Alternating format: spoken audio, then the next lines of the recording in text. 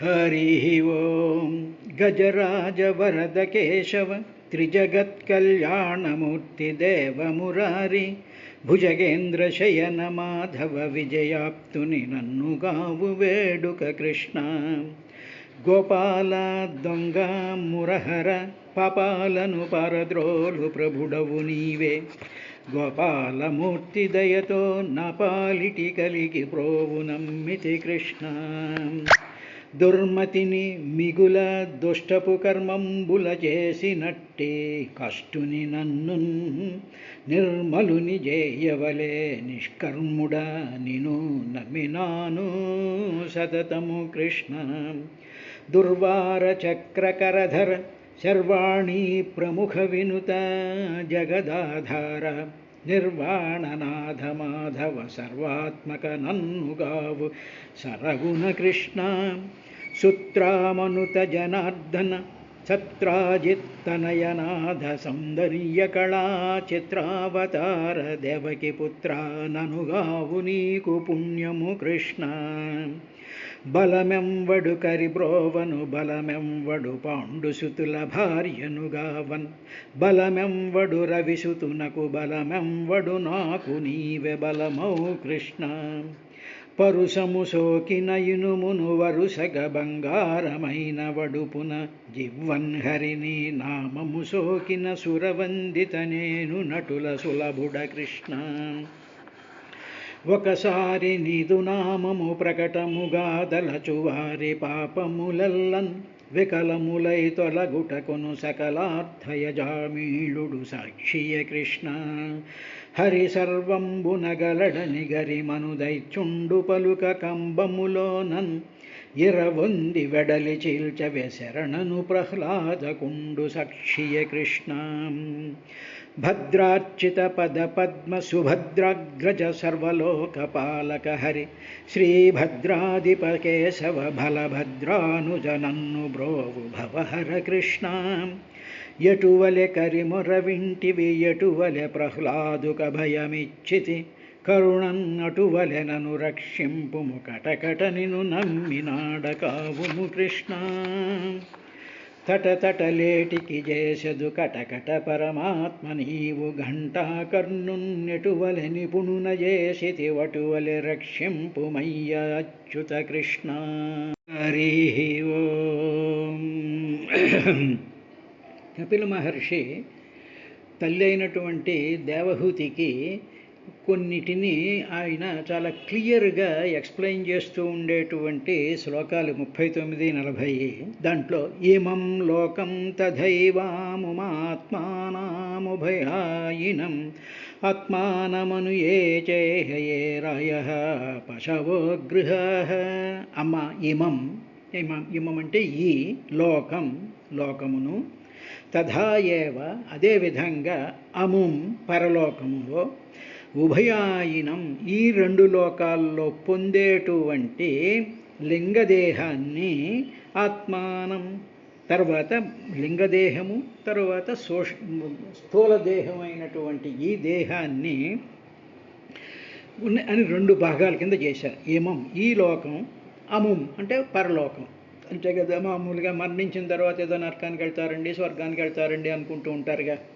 కాబట్టి స్వర్గానికి నరకానికి వెళ్ళేటువంటి దేహం ఏమిటి అంటే లింగదేహం తరువాత ఈ లోకంలో అనుభవించేటువంటిది ఏమిటంటే శరీరము ద్వారా ఈ లింగదేహము అంటే ఏమిటంటే మనసు ప్రాణముతో కూడుకున్నటువంటి మనసు ఆ మనసులో రకరకాలైనటువంటి వాసనలన్నీ పేరుకుపోయినటువంటి ఆ సూక్ష్మంగా ఉండేటువంటి దేహాన్ని లింగదేహము అంటారు ఇప్పుడు మనకు అనేక రకాలైనటువంటి కోరికలు అనుభవాలు అన్నీ ఉంటాయి జ్ఞాపకాలు ఇవన్నీ ఉంటాయి సుఖాలు ఉంటాయి దుఃఖాలు ఉంటాయి వాటి జ్ఞాపకాలు ఉంటాయి తర్వాత మన అభిప్రాయాలు ఉంటాయి ఇవన్నీ కూడా ఎక్కడ స్టోర్ అయ్యి ఉన్నాయంటే మనసులో స్టోర్ అయ్యి ఉన్నాయి ఇలాగ మనసులో స్టోర్ అయ్యి ఉన్నటువంటి దానిని అది ఒక దేహం అన్నమాట దాన్ని సూక్ష్మదేహం అంటారు అంటే అక్కడ స్పేస్ ఆక్రమించినటువంటి దానిని దేహము శరీరము అంటారు కాబట్టి దాన్ని సూక్ష్మదేహం అంటారు సూక్ష్మంగా ఉంటాయన్నమాట అంటే కంప్యూటర్లో డేటా ఎంత సూక్ష్మంగా ఉంటుందో అలాగా ఈ శరీరంలో ఉండేటువంటి ఆ మనసుని లింగదేహము అంటారు. ఈ లింగదేహం ఎందులో ఉంది? In the form of brain, స్థూల దేహంలో ఉంది. కాబట్టి ఈ స్థూల దేహంలో అంటే ఈ మాంసయుక్తమైనటువంటి ఈ దేహంలో ఉండేటువంటి మనస్సు అంటే ఆ లింగదేహం ద్వారా తరువాత ఇమం ఈ లోకాల్లో తథా అదేవిధంగా ఈ లింగదేహమే అముం పరలోకంలో కూడా ఈ లింగదేహమే అనుభవిస్తూ ఉంటుంది. అంటే మనకి కష్టం వచ్చినా సుఖం వచ్చినా మరొకటి వచ్చినా మన మనసే కదా ఈ లోకంలో మనం అనుభవిస్తూ ఉన్నాం. అదేవిధంగా శరీరం పడిపోయిన తర్వాత ఈ లింగదేహం ప్రాణంతో సహా శరీరాన్ని వదిలి నరకాది లోకాలకి వెళ్తున్నప్పుడు అక్కడ ఉండేటువంటి సుఖాలని దుఃఖాలని కూడా అనుభవించేటువంటిది ఈ లింగదేహమే, ఈ మనసే. అది ఆయన క్లారిటీ ఇచ్చాడు. ఇమం లోకం తథా ఏవం అముం. అముం అంటే ఆ పరలోకంలో, తథా అక్కడ, ఇహ ఈ లోకంలో, ఉభయాయినం ఈ రెండు లోకాల్లోనూ ఆత్మానం. ఆత్మానం అంటే దేహం అన్నమాట. దేహం ఇహ ఈ జన్మలో అంటే ఈ లోకంలో ఈ శరీరాన్ని ధరించి ఈ లింగదేహం ధరించి ఇహ ఈ జన్మలో ఇక్కడ ఈ లోకంలో ఏచ ఎవరైతే ఉన్నారో, అంటే ప్రస్తుతం మనం ఈ భూమి మీద ఉన్నాం అనుకున్నాం. మన స్థూల దేహం ఉంది, దాంట్లో లింగదేహం ఉంది. అంటే మనం పుట్టినప్పటి నుంచి ఇంతవరకు ఉండేటువంటి మన మనసు, మన ప్రాణము, ఇవన్నిటినీ కూడా ఇహ ఈ లోకంలో ఇప్పుడు ప్రస్తుతం ఇందులో ఉన్నామమ్మా అన్నప్పుడు మన దేహాన్ని ధరించి ఉన్నాంగా. ఆ దేహాన్ని అనుసరించి ఆత్మానం ఆత్మానం అంటే ఈ దేహాన్ని అనుసరిస్తూ, అంటే ఏమిటి? స్థూల దేహాన్ని ప్లస్ లింగదేహాన్ని ఈ లోకంలో అనుసరించి ఉన్నారో వాళ్ళు ఏం చేస్తూ ఉంటారంటే ఆయహ పశవో గృహాః. వాళ్ళు ఈ లోకంలో ఉన్నటువంటి వాళ్ళు ఈ మనసు ద్వారా ఈ స్థూల దేహం ద్వారా పశువుల్ని, గృహాల్ని, ఆస్తుల్ని, తర్వాత బంధువుల్ని, మిత్రుల్ని, తర్వాత కష్టాలని, సుఖాలని, తర్వాత మన చుట్టూ ఉండేటువంటి ప్రకృతిలో ఉండేటువంటి రకరకాలైనటువంటి వాటిల్ని, తర్వాత అన్యాన్ వీటిల్నే కాకుండా మిగతా అన్యాన్ అంటే మనకి సంబంధించినటువంటి మనుషులతోనూ మనకి సంబంధించినటువంటి మిత్రులతోనే కాకుండా అన్యాన్ ఇంకా ఇతరములైనటువంటి అక్కడేదో ఉంది ఇక్కడేదో ఉంది అక్కడ ఇలాగా అని చెప్పి అన్యమైనటువంటి సర్వాన్ ఇలాగ వీటిలన్నిటినీ అనుభవిస్తూ ఉంటాడు ఈ లోకంలో. అటువంటి వాటిని విసృజ్య విడిచిపెట్టేసి, మొట్టమొదటి ఇక్కడ ఉండేటువంటి వాటిని విడిచిపెట్టేయాలి. విశిష్టంగా సృజ్య అన్నాడు. అంటే విసృజ్య అంటే వదిలేయడం. ఏమండి ఎలా వదిలేస్తామండి? ఎదురుగా మన పిల్లలు కనిపిస్తున్నారు, మన ఆస్తులు కనిపిస్తున్నాయి, మన పశువులు కనిపిస్తున్నాయి, మన కారులు కనిపిస్తున్నాయి, ఇవన్నీ కనిపిస్తూ ఉన్నాయి కదా. విసృజ్య ఎలా వదిలేయాలి అంటే దేని ద్వారా వదిలేయచ్చు అంటే లింగదేహం ద్వారా వదిలేయచ్చు. ఇప్పుడు మన మనసు ఉంది, మనసుతో మనం లింకులు పెట్టుకుంటూ ఉంటాం, అంటే ప్రాక్టీస్ చేయాలన్నమాట. ఇలాగా ఒక్కొక్క దాన్ని మనకి పనికొచ్చేటువంటి అతి సాధారణమైన కొన్ని మాత్రమే ఉంటాయి. ఉదాహరణకి ఆహారం తీసుకోవాలి, నీళ్లు తాగాలి, నిద్రపోవాలి, ఏదో ఒక గూడు ఉండాలి, ఏదో కప్పుకోవడానికి ఓ దుప్పటియో కట్టుకోవడానికి ఒక వస్త్రం ఉండాలి, తరువాత ఈ మినిమం నీడ్స్ ఉంటూ ఉండాలి. ఉన్న తరువాత నీవు ఇష్టదైవాన్ని ఒకటి మనసులో పెట్టుకోమన్నాగా, ఆ ఇష్టదైవాన్నే ప్రియుడు అనుకోమన్నాగా, ఆ ఇష్టదైవాన్నే నీ ఫ్రెండ్ అనుకోమన్నాగా, ఆ ఇష్టదైవం మీదే నీ దృష్టి ఉండాలి అని చెప్పి మనసుని ఆ విధంగా ట్రైన్ చేయమన్నాను కదా. అలాగ ట్రైన్ చేస్తూ పెట్టుకుంటే ఆ లింగదేహం ఈ శరీరాన్ని ఆధారం చేసుకుని చాలా ఈజీగా బతుకుతుంది. కానీ ఆ లింగదేహంలో నీకుండేటువంటి కార్లు, నీకుండేటువంటి ఆస్తులు, నీకుండేటువంటి పనికిరాని ఫ్రెండ్స్, సినిమాకి రాని ఒకళ్ళు, తీర్థయాత్రకు రాని ఒకళ్ళు, అక్కడికి పూజ చేద్దామని ఒకళ్ళు, ఇక్కడికి ఏదో చేద్దామని ఒకటి, ఆ తర్వాత అందరూ కలిసి ఏదో కిట్టి పార్టీలు చేసుకుందామని, ఇలాగ రకరకాలైనటువంటి పనుల్లోకి ఇన్వాల్వ్ అయిపోయేటువంటి లింగదేహాన్ని విసృజ్య వాటిని వదిలేయచ్చుగా. దానికి సమాధానం ఏం చెప్తారంటే, ఏమండి కిట్టి పార్టీ నెలకు ఒకసారే కదండి, తప్పే ఉందండి. నువ్వు కిటీ పార్టీ 4 రోజులకు ముందు నుంచి ఎంత నుంచి తయారైపోతూ ఉంటావు. ఏదో ఫంక్షన్ చేయాలంటే నీ యొక్క ప్రయత్నం అంతా దాని మీద ఉండి నన్ను పూర్తిగా వదిలేస్తున్నావు కదా. కాబట్టి ఇలాంటి ఇన్వాల్వ్మెంట్ అన్యాన్ ఇలాంటి ఇతరములైనటువంటిని సర్వాన్, అటువంటి వాటిలన్నిటినీ విసృజ్య, మొట్టమొదటి విడిచిపెట్టేయాలమ్మా ఈ లోకంలో ఈ విధంగా విడిచిపెట్టడం అనేటువంటి ఒక ప్రాక్టీస్ కానీ జరిగితే అప్పుడు శరీరం పడిపోయిన తరువాత లింగదేహానికి విడిచిపెట్టేయడం అలవాటైపోయినటువంటి లింగదేహం ఉందిగా, అంటే ఏంటి, మనకి సంబంధంగా అన్నటువంటి జనులు, మనకి సంబంధంగా అన్నటువంటి వస్తువుల మీద ఆసక్తిని, అనురాగాన్ని, ప్రేమని, కావాలనేటువంటి కోరికల్ని ఈ జన్మలో విడిచిపెట్టేయడం అనేటువంటిది నువ్వు ప్రాక్టీస్ చేసి చేసి చేసి ఉన్నావు నెంబర్ 1. ఇక రెండవది ఏమిటంటే పరదైవమైనటువంటి ఆ పరమాత్మ యొక్క ధ్యానంలో, ఆ స్తోత్రాల్లో, వాటిల్లో నువ్వు మునిగిపోయి ఉండే నీ మనసును ఆ విధంగా ట్రైన్ చేసుకున్నావుగా. ఇలా ట్రైన్ వదిలేసినటువంటిది ఈ విధంగా భగవత్పరంగా పెట్టుకున్నటువంటి మనసుతో నీ శరీరాన్ని వదిలిన తర్వాత ఆ మనసు, ఆ లింగదేహం ఏమవుతుందంటే పరలోకాలకి వెళ్తుంది, పరలోకాలకి వెళ్తుంది. అప్పుడు నీకు ఈ అలవాట్లు ఇక్కడ అయ్యాయి కాబట్టి, విసృజ్య వదిలేయడం నీకు ఇక్కడ అలవాటు అయింది కాబట్టి అక్కడ కూడా వదిలేస్తావు. వదిలేస్తూ విశ్వతో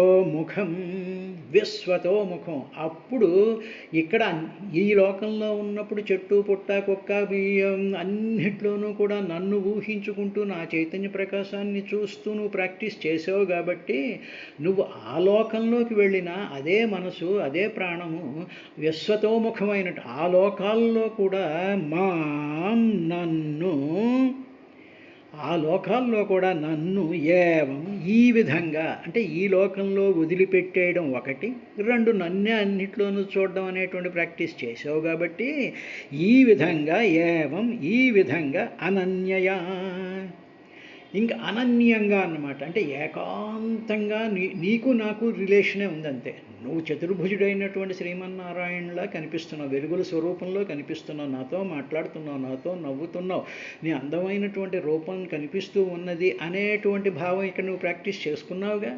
అనన్య అంటే ఏకాంతంగా, అంటే మన ఇద్దరమే ఉన్నట్టు ఏకాంతంగా ఉన్న ప్రియుడు ప్రియురాలు ఏకాంతంగా మాట్లాడుకుంటారన్నారు చూసారా, ఆ విధంగా ఏకాంతంగా మనిద్దరమే ఉన్నట్టుగా భక్తితో భజంతి సేవిస్తూ ఉంటారో, అప్పుడు ఏకాంతంగా ఉన్నప్పుడు ఏ విధంగా అయితే ఆ ప్రియుడిని సేవిస్తూ ఉంటుందో, భర్తను భార్య సేవిస్తూ ఉంటుందో, ఆ విధంగా ఆ ఆత్మానుభవంతో సేవిస్తూ ఉన్నటువంటి అటువంటి వారిని మృత్యోహో, అంటే ఏమిటి, మృతి కలిగించేటువంటిది ఏమిటంటే ఈ లోకంలో మృత్యు ఉంటుంది, అంటే మరణించేటువంటి స్వభావం ఈ దేహాలకు ఉంటుంది కాబట్టి దాని నుంచి దాటిస్తానమ్మా అన్నాడు. నిన్ను వీటి నుంచి దాటించాలి అంటే 2 కండిషన్లు చెప్పాడు. అనన్యంగా నన్నే ధ్యానిస్తూ ఒక పక్కన ఆ మనసుని అలాగ ట్రైన్ చేస్తూ ఉండాలి. రెండవది అవి ట్రైన్ చేస్తున్నామండి, హాయిగా ఏకాంతంగా కూర్చున్నాం, పారాయణ చేసుకుంటున్నాం, మనసు నిండా అదే పెట్టుకుంటున్నాం. ఇంతలో ఎవరో వచ్చేటికి ఇలా సినిమాకి వెళ్దాం, మంచి సినిమా ఏదో వచ్చింది, లేకపోతే అక్కడ చీరలు కొత్తగా షాప్ పెట్టారు, అక్కడ ఏదో ఓపెనింగ్ జరుగుతుంది, గుళ్ళో ఏదో పుట్టినరోజు పార్టీలు ఏవో చేసుకుంటున్నారు అనగానే అవన్నీ పనికిరానటువంటి వాటిని నువ్వు విడవగలిగినటువంటి మానసిక అవస్థ నీకు ఉండాలి. ఏమండి తప్పదు కదండి, సొసైటీలో ఉన్నప్పుడు వెళ్ళాలి కదండి, ఓకే వెళ్ళి అక్కడ కూడా భగవంతుని ధ్యానిస్తూ కూర్చో ఏకాంతంగా. అప్పుడు నీ జోలికి ఎవరు రారు, అప్పుడు నిన్ను డిస్టర్బ్ చేసేవాళ్ళు ఉండరు. నువ్వు అక్కడికి వెళ్ళినా నీ మనసు ఎప్పుడూ కూడా భగవంతుడి మీద ఉండడం మూలంగా you will not be disturbed and nobody will disturb you. తరువాత ఇలా చేస్తూ ఉండడం కొంతకాలం అయ్యేటప్పటికీ నిన్ను డిస్టర్బ్ చేసేటువంటి ఏ ఎలిమెంటు కూడా నీ దగ్గరికి రాదమ్మా. దీనికి అంతటికి కారణం ఏమిటంటే అనన్యా భక్త్యా భజంతి, అనన్యమైనటువంటి భక్తితో ఎవరైతే నన్ను ధ్యానిస్తూ ఉంటారో అటువంటి వాళ్ళని నేను ఎప్పుడూ రక్షిస్తూ ఉంటాను. ఎందుకంటే సుహృద అన్నాడుగా, నిన్ను రక్షించేటువంటి, నీ క్షేమం కోరేటువంటి సుహృదుణ్ణి అని నువ్వు అనుకున్నావుగా ఇంతవరకు నన్ను, కాబట్టి నిన్ను రక్షిస్తూ ఉంటాను. ఆ డిస్టర్బ్ చేసేవాళ్ళని ఎవరిని నీ దగ్గర రానివ్వరు. ఇలా నిన్ను పిలుద్దాము సినిమాకి అన్న వాళ్ళు ఎందుకో ఇటు అటు చూసేస్తే పక్కింటికి వెళ్ళిపోయి పక్కింట్లో పని పాట లేని దాన్ని ఎవరితో సినిమా తీసుకుపోతారు, నిన్ను డిస్టర్బ్ చేయరు. And that way you will be saved. కాబట్టి ఎందుకంటే సుహృదుడు అనుకున్నావు కాబట్టి, మంచి మిత్రుడు అనుకున్నావు కాబట్టి నన్ను, అన్న తరువాత నిన్ను ఈ సంసార పారం నుంచి దాటిస్తానమ్మా అని ఆయన దేవహూతికి చెప్తున్నట్టుగా మనందరికీ చెప్తున్నాడయ్యా విదురా అని మైత్రేయ మహర్షి చెప్పినటువంటి దానిని సుఖబ్రహ్మ పరీక్షన్ మహారాజుకి చెప్పినట్టు నైమిషారణ్యంలో సూత మహర్షి శౌనికాది మహర్షులకు చెప్తూ తరువాత 41వ శ్లోకంలో నాన్యత్ర మద్భగవతః ప్రధాన పురుషేశ్వరాత్ ఆత్మనః సర్వభూతానాం భయం తీవ్రం నివర్తతే. ప్రధాన పురుష ఈశ్వరాత్ అంటే ఏమిటి?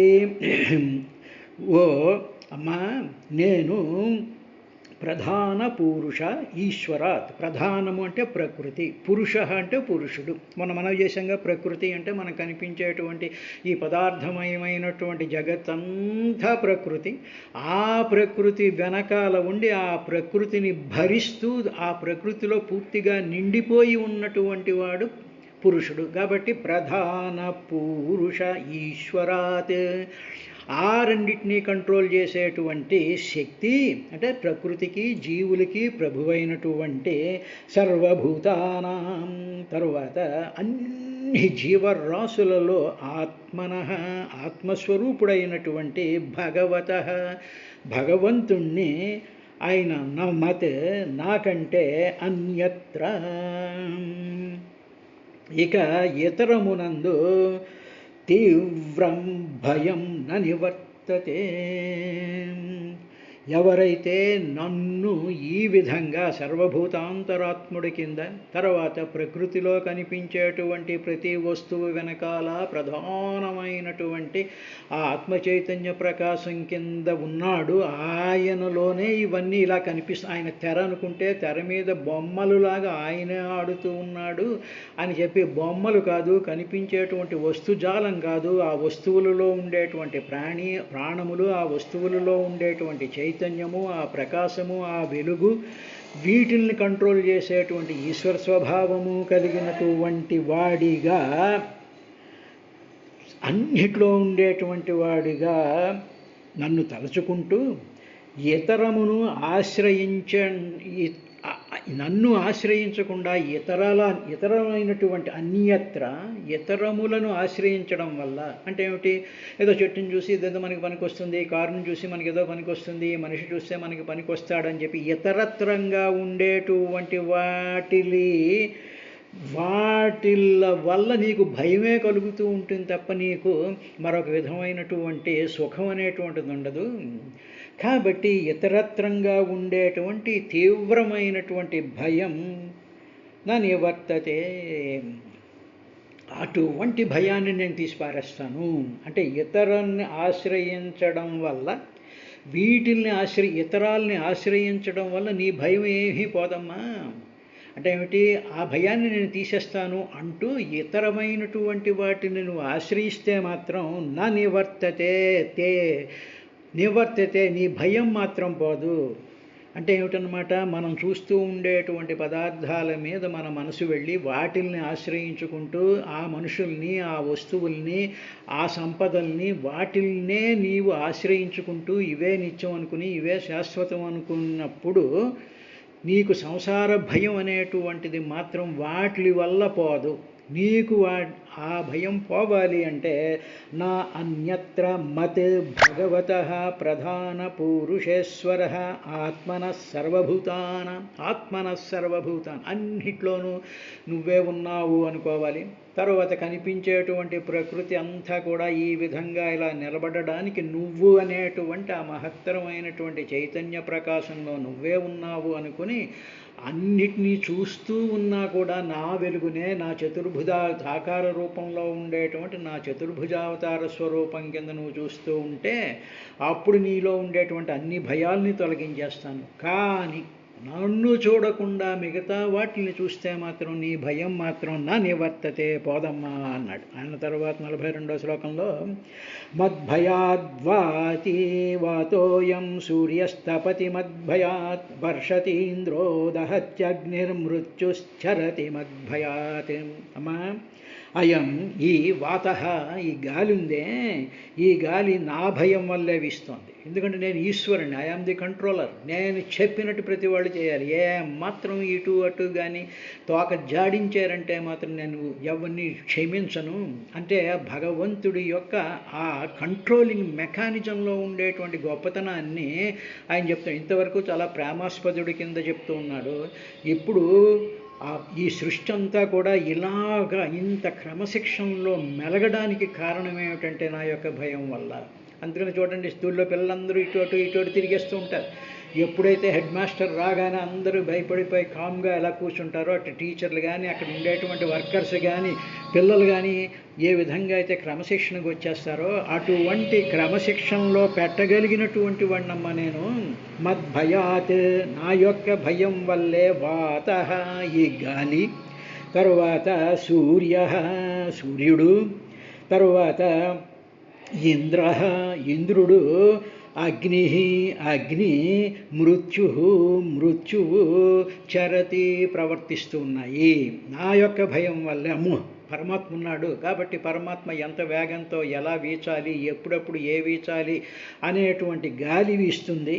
తరువాత సూర్య మద్భయాత్ తపతి, నా భయం వల్లే సూర్యుడు తప్పిస్తూ ఉంటాడు. అంటే ఆయన వెలుగుతూ ఉంటాడు. ఎవరికి ఎంతంత వెలుగివ్వాలి ఏమిటి అనేటువంటి ఆ కంట్రోల్స్ అన్నీ కూడా నాలోనే ఉన్నాయమ్మా. తర్వాత ఇంద్ర వర్షతి, ఇంద్రుడు వర్షాలు ఇస్తూ ఉంటాడు. అగ్ని దహతి, అగ్ని దహిస్తూ ఉంటుంది. ఇవన్నీ కూడా మద్భయాత్ చరతి. ఈ సమస్తమైనటువంటి మహాభూతాలన్నీ కూడా నా భయం వల్ల, నా కంట్రోల్ వల్ల, నా క్రమశిక్షణ వల్ల ఇవన్నీ కూడా జరుగుతూ ఉన్నాయి. వీళ్ళు ఎవ్వరూ కూడా వాళ్ళ ఇష్టం వచ్చినట్టు ప్రవర్తించడానికి లేదు. అంటే ఏమిటనమాట, ఈ పంచభూతాలన్నీ ఎక్కడున్నాయి? మన శరీరంలోనే ఉన్నాయిగా.